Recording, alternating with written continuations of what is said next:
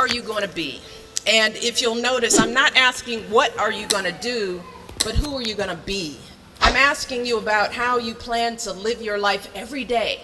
How are you going to respond when you don't get that job you had your heart set on? For all of you who are going to be teachers, what are you going to do if the students in your class next year just don't respond to your lessons? For all of you going into business, how will you react when your boss gives you a goal that feels way too high? See, these are the moments that define us.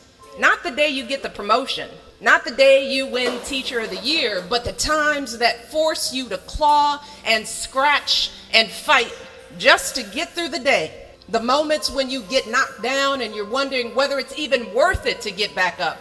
See, those are the times when you've got to ask yourself, who am I going to be?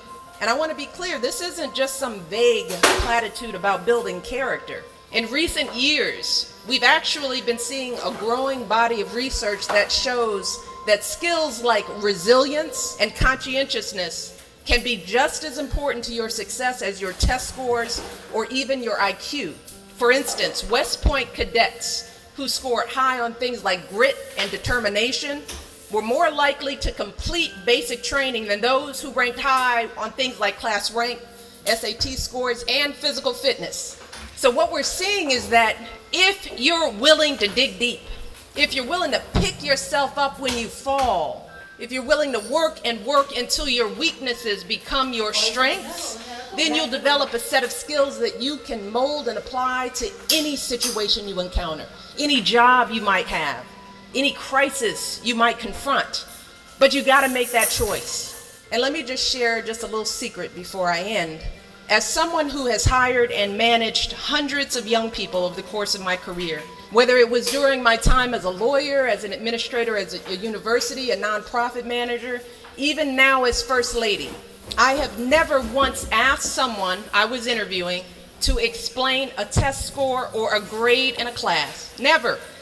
I have never once made a hire just because someone went to an Ivy League school instead of a state school. Never.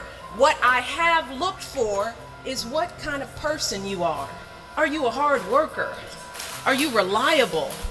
Are you open to other viewpoints? Have you stepped outside of your own self-interest to serve others? Have you found a way to serve our country, whether in uniform or in your community? Again and again, I have seen that those are the qualities that I want on my team, because those are the qualities that move our businesses and schools and our entire country forward. And just understand this. Those are the qualities that you all already embody. They're the values you learned from your parents, from the communities you grew up in. And today, more than ever before, that's what the world needs.